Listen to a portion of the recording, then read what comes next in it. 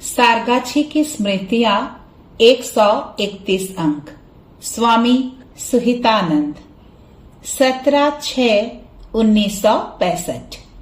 कामारपुकुर के चित्त महाराज प्रशांत चैतन्य आए हैं।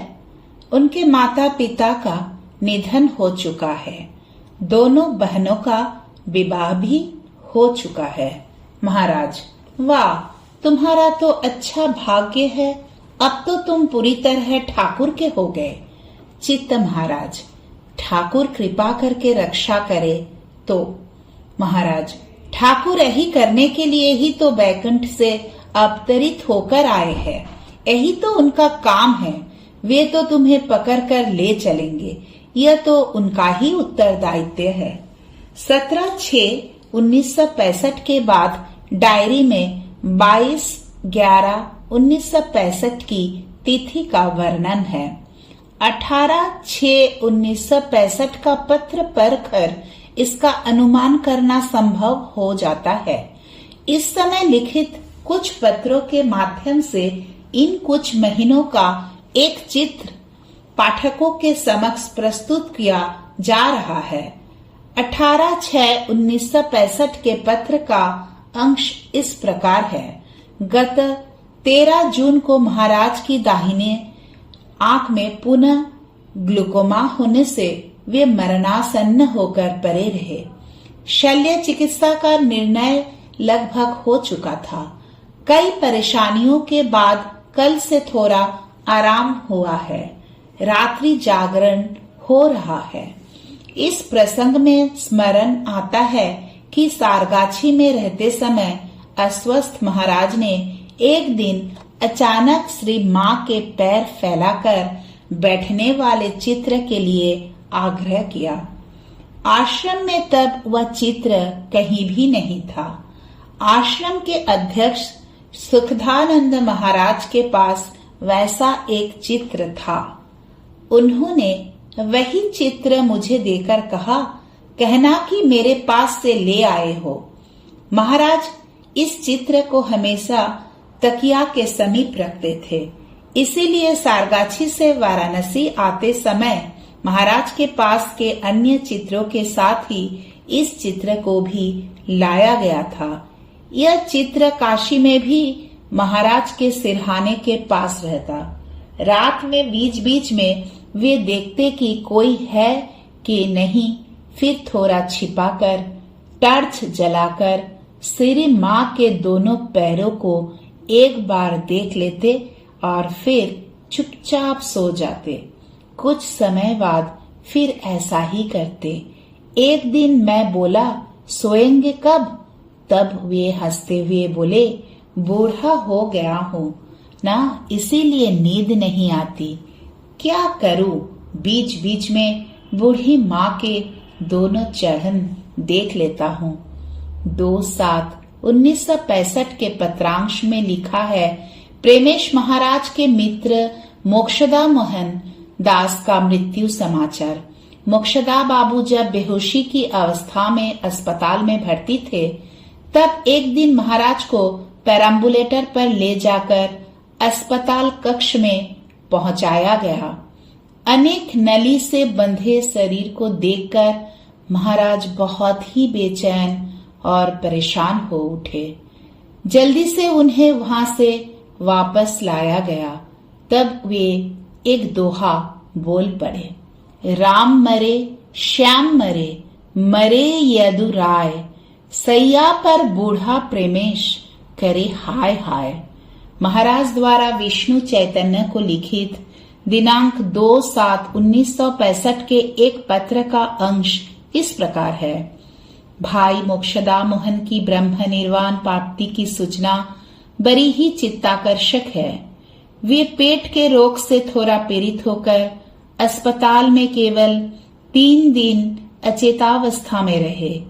इसके बाद 5-6 दिन इसी दशा में रहकर 25 जून को सायं 5 बजे उन्होंने ब्रह्म निर्वाण प्राप्त किया। मणिकर्णिका घाट पर दाह संस्कार करके लोग 2 बजे रात में वापस आए। हाय रे विष्णु चैतन्य और बिस्तर पर पड़कर दीर्घकाल से मैं कैसा भयंकर कष्ट पा रहा हूँ। तुम्हारा पत्र पढ़ने के लिए हम लोग बड़ा आग्रह रखते हैं। शीघ्र ही पंजीकृत डाक से पत्र भेजना। स्वामी ब्रह्मानंद नामक पुस्तक का पाठ सुना। अरे, इस पुस्तक ने तो बड़ा ही आनंद दिया है। अपूर्वानंद स्वामी द्वारा लिखित स्वामी शिवानंद पुस्तक पढ़ रहा हूँ, वह भी बड़ी अद्भुत। तुम्हारे छात्रों की सफलता के समाचार से आनंदित हुआ। तुम शिक्षक के रूप में श्री श्री ठाकुर की सेवा करके धन्य हो जाओ। तुम लोग रात्रि भोजन के बाद सभी लोग मिलकर ठाकुर की जीवनी का पाठ करते सुनते हो। इस समाचार से मैं बहुत ही आनंदित हुआ हूँ। तुम अपने सभी सहपाठियों से मेरा धन्यवाद कहना। यहाँ मेरे सभी साथी बहुत आनंद से है। अपने लोगों का कुशल समाचार देना, मेरी स्नेहिल शुभेच्छा जानना। 7/9/1965 को सेवक द्वारा लिखित पत्र का अंश है। बादलदा, ध्रुवदा 1-2 दिन में मैं जाएंगे। राममूर्तिदा 12-13 को जाएंगे। नरेंद्रपुर के कुबेर महाराज, चित्तदा, विष्णुदा, वरुणदा आए थे और आज आएंगे। एक ब्रह्मचारी द्वारा प्रेषित एक लेख का पाठ सुनकर महाराज ने खुश होकर एक पत्र लिखा। ब्रह्मचारियों हेतु लिखने पर भी इस पत्र में मानो वर्तमान पीढ़ी को उद्देश्य बनाकर उन्होंने लिखा। श्री रामकृष्ण, वाराणसी, 12/7/1965। प्रिय, तुम्हारा यह लेख पढ़कर इतना आनंदित हुआ कि सब बातें लिखना अब मेरे लिए संभव नहीं है। मेरा शरीर ऐसे ही अस्वस्थ है। तुमने रामकृष्ण साहित्य इतनी अच्छी तरह पढ़ा है कि वह मेरे लिए बड़े ही आश्चर्य की बात लग रही है। हमारे संघ में अत्यल्प युवक साधु इन सब पुस्तकें को इतनी अच्छी तरह से पढ़ते हैं। यह विषय जैसे सुस्पष्ट हुआ है, वैसे ही भाषा की अभिव्यक्ति भी सुंदर हुई है। यदि तुम हमेशा इस तरह लेख लिखने का अभ्यास करो तो संघ का बहुत ही उपकार होगा। संप्रति स्वामी गंभीरानंद की श्री माँ शारदा देवी पुस्तक का पाठ सुन रहा हूँ। उन्होंने रामकृष्ण साहित्य को बहुत अच्छी तरह पढ़ा है और इस पुस्तक में साहित्य का सौंदर्य भी पर्याप्त अभिव्यक्त हुआ है। हमारे संघ में इस तरह के लेखकों का बड़ा ही अभाव है। इसीलिए तुमसे मैं लिखने, पढ़ने, सुनने का अभ्यास करने का अनुरोध कर रहा हूँ। खुजली रोग के बढ़ जाने से मुझे बहुत ही कष्ट हो रहा है। अपना कुशल समाचार देना, मेरी स्नेहिल शुभेच्छा स्वीकार करना। इति शुभाकांक्षी प्रेमशानंद। मंत्र के संबंध में पूज्यपाद महाराज ने कहा है कि मंत्र को मुख से उच्चारित होकर नहीं सुनने पर मंत्र की शक्ति नहीं आती। इसीलिए पत्र द्वारा मंत्र नहीं मंगाया जा सकता। बाद में भेंट होने पर इस पर चर्चा की जा सकती है। इति विनीत सनातन। श्री रामकृष्ण, वाराणसी, 24/7/1965। प्रिय ज्योतिर्मय, तुम्हारा पत्र पाकर खुश हुआ।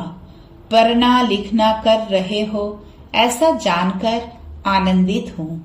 संसार में तुम्हारी माँ के समान नारी दिखाई नहीं पड़ती जो अपने पुत्र को सन्यासी बनने हेतु आग्रहशीला है। हमने चिरकाल से यही देखा है, जिसके लिए सन्यासी होने की सभी ओर से सुविधा है, उसके लिए उसकी माँ ही एकमात्र बाधा बन जाती है। श्री रामकृष्ण ने मातृभक्ति का जो आदर्श दिखाया है वह दुर्लभ है। उन्होंने सर्वस्व त्याग किया था, किंतु माँ का त्याग नहीं किया था। इसीलिए मातृभक्ति को हम लोग रामकृष्ण भक्त के एक लक्ष्य के रूप में जानते हैं।